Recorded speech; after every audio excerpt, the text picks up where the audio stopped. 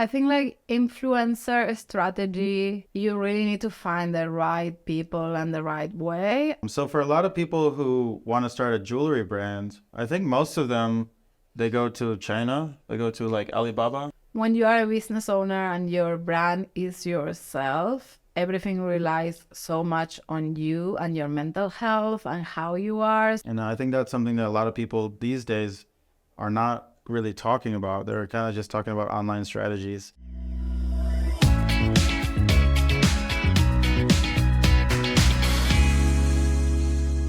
Hi, this is Michael from Modular Agency, a Taipei-based tech marketing agency. I'm here with Jean, our project manager. Today we asked Ariana to come on the show. Ariana is from Argentina, and she has started a jewelry brand 2 years ago. Yes. And you already have 8 consignment stores around Bali, and it's profitable, it's going well. Yeah. And so the interesting thing about your jewelry store is that you grew this business through basically networking and through human connections. Yeah. And so a lot of people never talk about how you can use networking and human connection to grow a business, especially a product business like yours. Yeah. So I'm really interested to learn how you did that and maybe how other people can do that too who are watching this. Okay, great. So can you tell us about your story, how you got started? And Yeah. So, as you said, I'm originally from Argentina, from Buenos Aires. I'm an architect. I studied architecture for 10 years. And in 2017, and just like after graduating, I was like, I need to travel. So I bought a ticket to Southeast Asia for 6 months, and I never returned. So since 2017, and I've been doing different stuff. And I was living first in Thailand, and then I came to Bali 4 years ago. And a lot of that was more about like understanding myself and getting to know myself to find out what I really, really wanted. It's not that I hated being an architect, but it was just like I was not sure that that was the thing that I wanted to do all the time for the foreseeable future. And also the way I was practicing architecture before, it was more focused on social activism and urban planning and a lot of the political part of architecture. So when being in Bali and when the pandemic started, it was the opportunity to ask myself what I really, really wanted to pursue. And one of the goals that I've been wanting since I'm 12 years old is being creative, being an artist, and jewelry design is what it came up because just working with metals, it has both of those things of being an artist and being creative, but also the technical part. So it's a really beautiful place where I can put both sides of my brain into that and also use all the knowledge that I have from design into them and then learning a huge amount of other stuff. okay, and are these some of your designs here? Actually, no. These ones, yes. I mean, this one is it's actually 2 rings, and it's an interesting story. I call them the generations ring because one is the ring from my grandmother, and the other one is one of the first rings my mom gave me. And I started reproducing them because of the deep meaning that they have. And one of my first clients that bought this set is because she was pregnant with a girl. And she saw the ring set and she loved it. And she was like, I want it and I want to pass it to my girl. Oh, that's very cute. And that's something that I encourage. Like I have a very close relationship with a lot of my clients, and I encourage these kind of things like creating a story, understanding the story of where it's coming from, and creating your own story and relationship with them. But my earrings are definitely mine. Oh, okay. I actually love wearing other designers because I believe in community and how we learn. Here in Bali, there is so many other creatives, and I keep on learning from other jewelry designers. So I just love it. And having things from other people helps you to tell the story about them, how you are connected to them. And I am a person that changes a lot how they look all the time, and it's not really I don't feel that we are supposed to be a brand in the meaning of like looking the same all the time and only use my own stuff. So yeah. Your story is interesting because I also studied architecture. Nice. I ended up changing my degree, but a lot of the times, a lot of the architects I met, it seemed like they all not all, but a lot of them felt there was another path for them. Yeah. I think maybe they got stuck in the bureaucracy of being an architect where it's not as creative as they thought it would be. Yeah. So it's pretty cool that you found a way to use your technical skills and your creativity at the same time. Yeah. So for a lot of people who want to start a jewelry brand, I think most of them, they go to China. They go to like Alibaba. Yeah, they go to Alibaba, they go to Taobao, and they wholesale a bunch of cheap. It's not even silver; it's like fake silver metal. Yeah. And then- they sell it for like a really high price, which I've did before. But And then they go entirely through like e-commerce, I think is the main way. So what's interesting about your business is you didn't do that. No. You make everything by hand. Yeah. And then you sell but through your consignment stores. And my website. Yeah. And your website at the same time. And so it sounds like you're taking a more of a traditional approach, but because your business is growing, there's still value in that traditional approach. It doesn't only have to be 100% e-commerce and made in China, right? I think what you're describing is actually two different business models. Right. So you have the people that want to have a business around fashion or jewelry, and their main concern from the beginning is not design itself. It's more like creating a brand, and there is so many factories that already create so many things, and they are thinking, okay, I buy wholesale and I resell and I brand it on my own. And that's a complete valid jewelry business type, right? And many people do that here in Bali. They go to, maybe they don't do it with Alibaba, but they do it with like silver factories here. And they work with factories that already have designs, and they just work around that. The perspective that I'm taking is more like craft and artist kind of perspective, in which all my designs are unique and they are my own designs, which is always scary to put it out there in social media and thinking, oh, maybe someone will copy it at some point. Right. But I mean, that's how the world works. Yeah. And it's interesting. My husband says, he's a painter, and he always tells me when I have this fear, he's like, you are an artist and you're ahead. You just keep on creating. And nobody that copies you or wants to do what you are doing is going to be on your mind. So as long as you keep creating new stuff, it doesn't matter if someone else copies or does what you already did. But it has different challenges because production is different. Starting from zero, a piece is completely different. But it's a journey that I decided to do. And business-wise, it's different numbers as well. Different quantities, and yeah, it's interesting, but it's good to have in mind which business model you are interested in. It's not that at the same time when you are already in it, you cannot switch, like you cannot kind of like mix them around. But I think one of the really good things you're doing is you're establishing the foundation of your business from the handcraft perspective. Yeah. And you're not trying to go all in on e-commerce. You're still bringing the face-to-face element of it, right?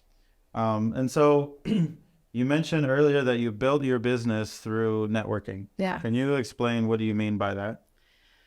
Well, Bali is, for many people, when they come here as tourists, they think it's a big island because there is so much to do, but it's actually quite small, and the community is very small. So once you spend a good amount of time here, you start knowing everyone. And I think the pandemic allowed all of us to do that even more, because the people that really lived here stayed, and everyone that lived here was more open to connect with new people.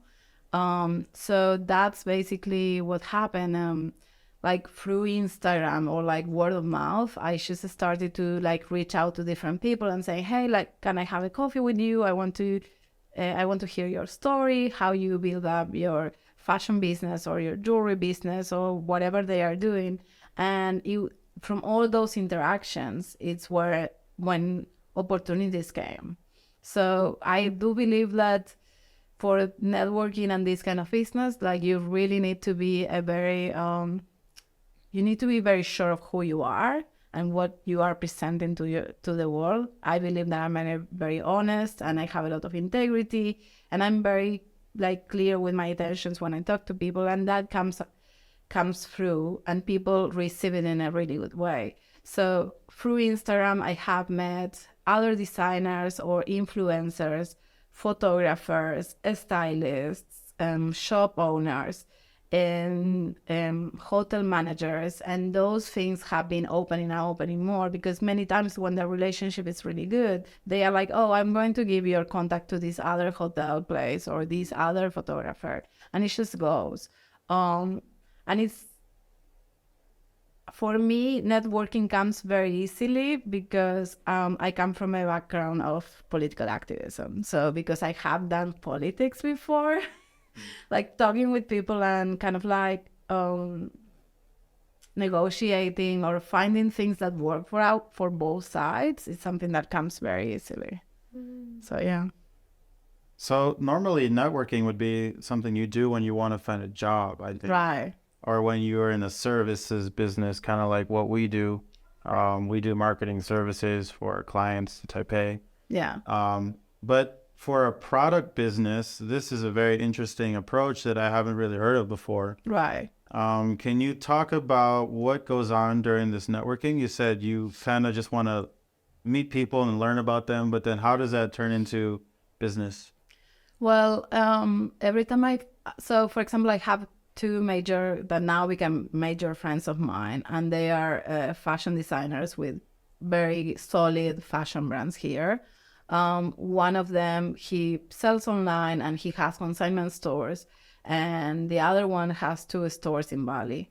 Both of them carry my brand, and what happened is like I just met them because I love their work, and I was intrigued by the story, and I wanted to understand how they build the fashion brand here in Bali. So by doing that and then showing them what I got, they were like, oh my God, what you're doing is amazing. Like, I want to support you in whichever way I can. So they when they had shops, they asked to have my product on their shops. So associating my brand to their brand, that was a huge way of growing. One of them, she's a major influencer, and she has, I think, like, I don't know, nowadays it might be like 60 or 70,000 followers. And every time she was posting about it, it was like allowing me to grow a lot. So that was a way, for example, with people that I actually feel inspired by. I was learning, but also I was given opportunity.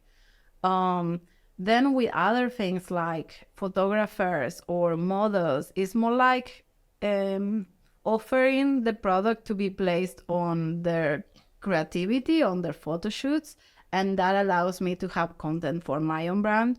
But then because those photos are going to be used in all their accounts and all other fashion accounts, that's also going to replicate. So it's placing product in the right images. I don't have the biggest budget to be doing a photo shoot on my own all the time, because it really requires a budget. But when you do these kind of collaborations, you are able to create a lot of content that gives different sides of the personality of your brand, and it gives variety and also helps you expanding. Mm-hmm. Yeah. As a small business owner myself, because I own my own clothing store, e-commerce, but I take a really different approach from you, because I don't go the traditional way. I don't have physical stores. Yeah. I'm just purely online. But I also really understand what you said about like influencing and influencers, giving them products as like maybe just free, but they can reinterpret it into their own personality and their own way. And that really makes a huge difference in terms of marketing, because it's not just paid ads. It's more like organic growth through network. I think like influencer strategy you really need to find the right people and the right way. I have given like free product to different people and different kind of people as well. And I wouldn't say it's the thing that it becomes more profitable.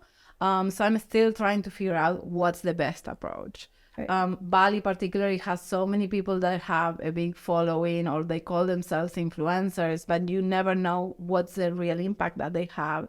So it's kind of like playing around it. Like I had a friend of mine, she's a big actress in Philippines and she has over 2 million followers. And when she posted about my brand, like showing it and wearing it and everything, it didn't really make a wave.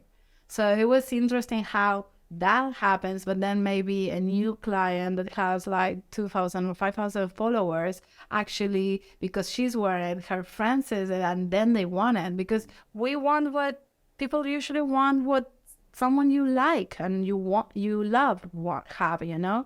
So it's still a really wide thing to explore the influencer strategy. Yeah. Right. That happens a lot with me too. Yeah. Because sometimes you give it to someone who has a huge following, but they do a lot of paid ads as well. Right. And that kind of brings down like the trust the audience has in them. But small, normal people who don't have that much followers, they have a lot of trust in their followers and their followers trust them because they're not usually paid to be doing advertisement. Yeah, totally. Or like even like people that have a good amount of following, it depends also what they are kind of selling. Like one time I gave jewelry to an influencer that is more like it's a coach about femininity and female sexuality and everything, and she's very beautiful and she's always wearing like really beautiful stuff, but it didn't really work translating into sales or following for me, although her following is the kind of people that usually buys my jewelry. But then my friend that has a shop, and her Instagram, she's a yoga and meditator teacher and everything, but she is selling her brand all the time. So people are expecting that when she's wearing her clothes, she's selling her clothes, and if she's wearing jewelry, she's selling that. So that attracts more purchases. So it's interesting. It's not only how the people look, it's also what they are selling, and if what they are selling is the same thing that you want to sell. Right. Yeah. So the influencer marketing is a lot more complicated than just, hey, a lot of fans, Yeah. send her the product. I think you have to figure out, are the values aligned between that influencer and your brand? Are the fans engaged, or did they, were they bought? So, Exactly. yeah. And what I haven't really figured out yet is like how much we are allowed as business owner to ask that information from the influencer. Oh, Like I don't want to intrusive. I don't know. But maybe that's what's supposed to happen in business. Like you ask them, hey, like, can you give me your numbers of engagement on this and that? Because I only see your followers. So yeah, that should be more transparent, I think. so would you say that you got the majority of your sales through influencers, or how would you say you got the majority of your sales?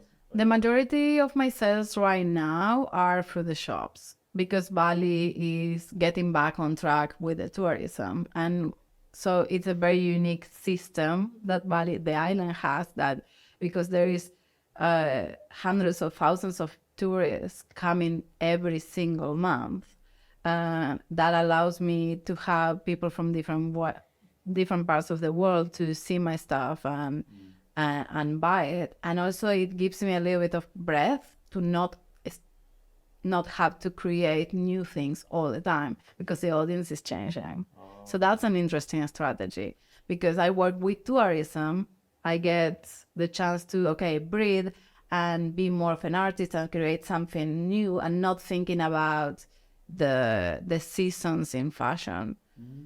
So that's very interesting. So that's one thing, like the shops are one thing. And then not through the website, but from Instagram, I get a lot of sales because I engage with people that start following me. So when they follow me, I always send a greeting message. And I tell them, if you want to know more about the story of the brand, or if you have any question. And I would say like 50% of the time, people like write back. and they are curious about it, or they just start engaging, and maybe they don't buy something right away, but because they realize that on the other side of the screen there is someone that is actually interesting to talk with, then later they come and they're like, okay, I want to buy. Yeah. Okay, that's cool. Yeah.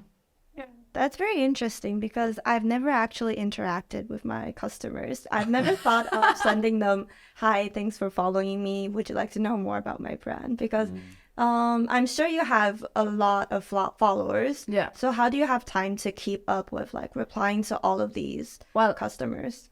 I don't have like I think I have like 1,500 followers. So nowadays that's really not a big following. So for now I can keep track with it.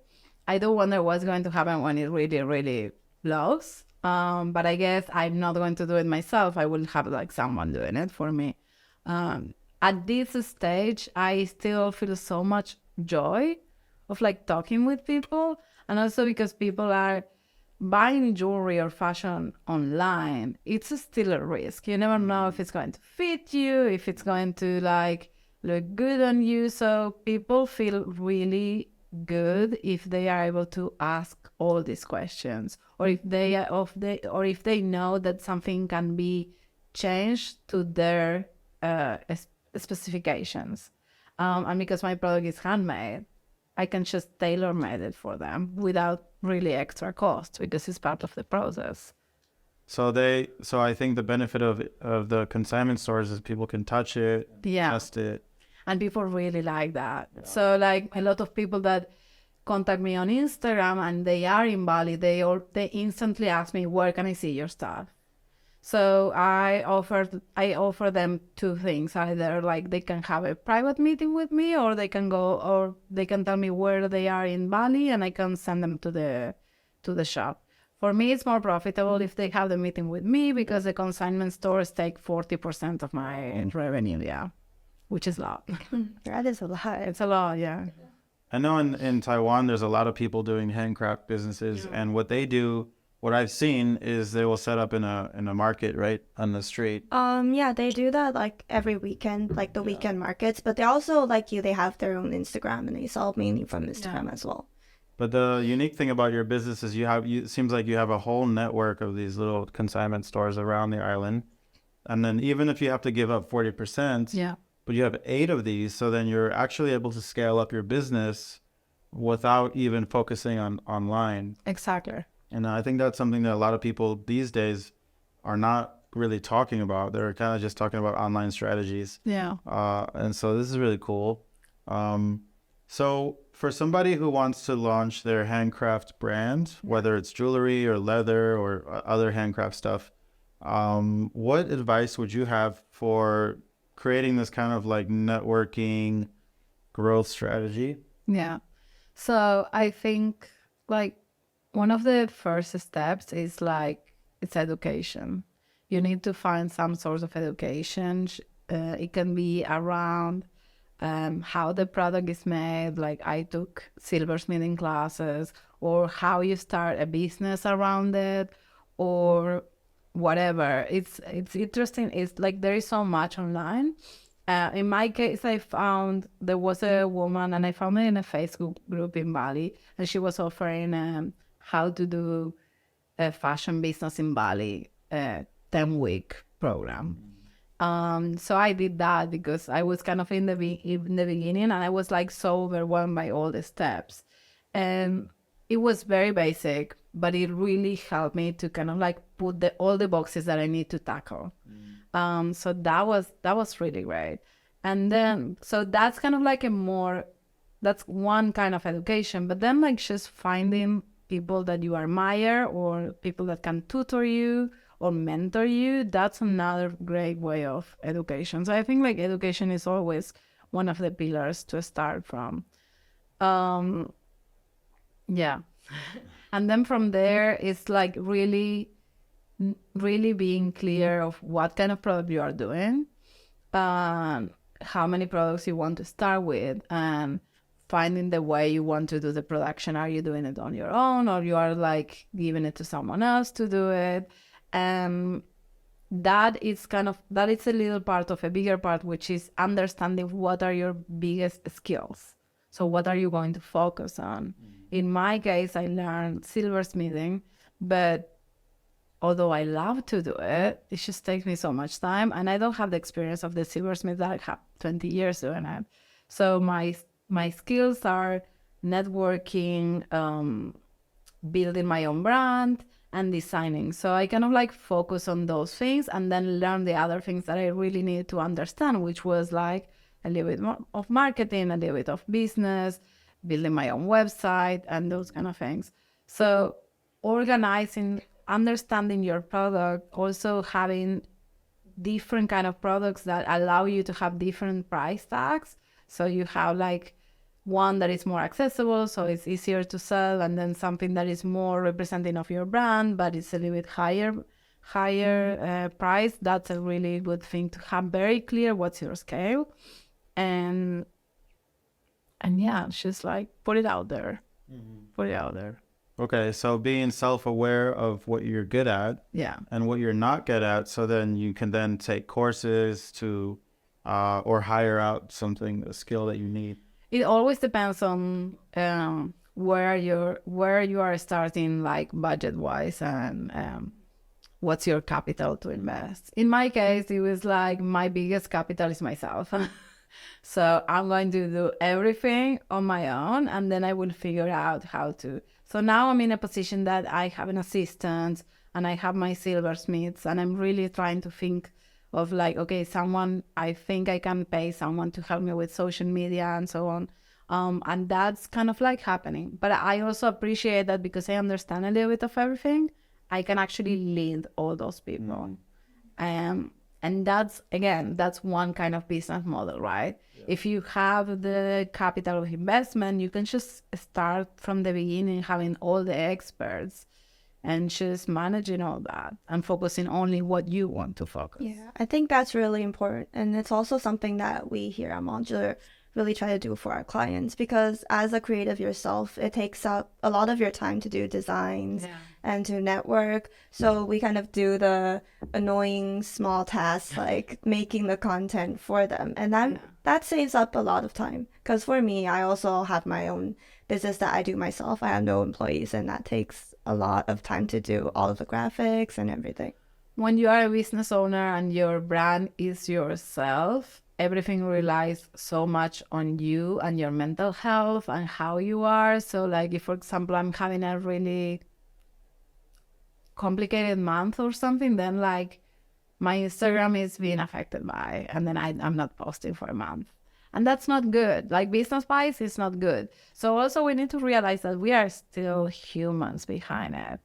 And if we understand, so another thing is like investing on our own well-being and mental health. Like before you were offering me a coffee, and I'm currently on detox because it's part of me taking care of myself and organizing how the rest of the year will come. And I need a clear mind to make a lot of bigger decisions. And so it's not only investing on the business, investing in yourself, understanding all those things and how they correlate to each other. Okay, cool. So in the beginning, for me, this networking part is quite interesting to explore, because you had a lot of people help you out that I think cut a lot of time from your success, because these people were already established. Yeah. And then they decided to help out and put your jewelry in their stores. And so if somebody's trying to do that, somebody who, let's say they have they have a skill for making jewelry, but they don't have this network, what can they do to get these meetings that you got? And what can they do to get their stuff out there in other people's successful stores? I think like, I would advise, like if you are in a bigger city, for example, I would advise to do your homework on looking for other smaller designers, not aiming for like bigger stores, like aiming for smaller stores. So like every city has a more boho or like a more underground scene or something, and you can always find find stores or designers that already have a place, but they only have one shop, and those are the people that you want to find, like at least in like fashion wise, right? But if you are in other things, like I don't know, you are doing booklets or you are doing leather or tiny sculptures or something, you want to find the concept stores that are focusing on artists and unique, and you just go to the store, ask for the manager, ask them if you can talk with the owner or the manager or who is handling either purchases or contracts for consignment, because some people, they just do wholesale and they just buy from you, which is great because then you forget about it, or they will take it on consignment. So it's more about like being really confident and just go to stores and talk to people or contact them on Instagram. I do both really. Yeah, a lot of creative people, I think they focus so much on the creative side, they forget that there's business skills to develop. Yeah. I think one reason you were successful is because you had those business skills, or you were working to develop them at the same time as being a creative person. Yeah, I have so many friends that are designers and they're like, oh my God, I hate this, or I hate Excel. And I'm like, I'm in love with Excel. Excel solves all my problems. I hate Excel. I hate Excel too. Okay, so then, so you recognize this idea that you have to be creative and then you have to develop business skills. For all those creative people who maybe they hate talking to strangers or they're shy, what advice do you give them so they can get their jewelry or handcraft business started? Like business wise. Yeah. How like what advice do you give creative people to learn business skills? So first is not fighting the idea of it's a business, which when you are an artist, it's a big thing. You are like, no, I'm an artist, but I want to live from this. But no, that goes against of my beliefs. So first, you really need to battle all that stuff. And I did. And it was a long battle, believe me. But once you go through that and you're like, all right, I'm still an artist and I want to live from this. How do we do this? Then it's a matter of like understanding the real value of what you have. And the thing about art is like the value and the price, which is not exactly the same thing. It's on you. You name it. Design of product is tricky because in things like silver or leather, people kind of can't find out how much is the gram of silver. So I have people telling me, oh, that's too expensive. And I'm like, what does it even mean? Like, you're not buying my pieces by the gram. You're buying the whole idea that's behind it. You're buying that unique shape that came from no other place than my own brain. So art and design has this component that only you, the owner of the brand, can actually put the value on it. So understanding that and finding the sweet spot that it also can be sold, that's a bigger thing. There is a lot of strategies about how to price yourself, and there is so much information on YouTube, on different blogs. Like, I search everywhere, I ask people, and then I found my own formula of how to price things. So that was one thing. And then another thing to get more, to understand more about how to make business about it is, well, as I was saying before, it's just like ask people how they did it. And then from there, you can always ask, like, go online. Google is like, how to do this. And there is always so much information. And sometimes you find it from your own niche, like something that you are actually doing it. And sometimes it's wider. It's about fashion, it's about product, but it always applies. Like, business can be very, like, it's a very broad thing. And then slowly you find the right people that are talking about what you want to hear.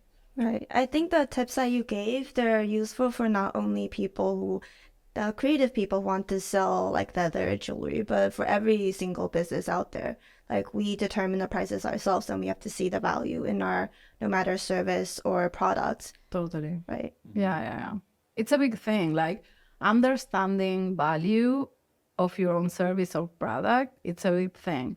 Also, it's understanding, but also not inflating it too much, Right. but of not course. like not undervaluing yourself, but was like for putting the right price, you also need to be very clear about who is your audience. And that was a big thing for me. Because in the beginning, when you have a brand, you're like, oh, I want to sell to everyone. And it's just, it doesn't work. It's not like that. So you need to be so honest to yourself and who do you want to sell. And then slowly, everything starts to piece together. Okay. Cool. Well, there's a lot of learnings there. And I hope that some creative people watching this, they can take the first steps into opening their jewelry business or handcraft arts business. And I like what you said about like you struggled with that, but now you overcame that and you're not afraid or not, you don't feel shameful to make money from your art. Oh, This no. is really important. It's like building the confidence. It doesn't come all together, and you build it one day at a time. But yeah, like for example, that little phrase that every artist or brand owner is so scared of to hear from a client, oh, it's too expensive. Like, what does it even mean? And I cracked it down to every time that someone tells me that, I'm like, okay, thank you so much. It's okay if you cannot afford it right now. Let's talk later when you can. Yeah. It's not about me being like too much. It's about like you cannot do it. And it's all fine. But people usually, the way people are used to communicate is about projecting into others. Like you are the one that are expensive instead of admitting that you cannot just like pay for it right now. Right. So yeah. Okay. And your brand is called, Padmala Atelier. let me try and say that, Padmana Atelier. Yes. Padmala Atelier. Padmala Atelier. Oh, Atelier. Atelier. Oh. Yeah.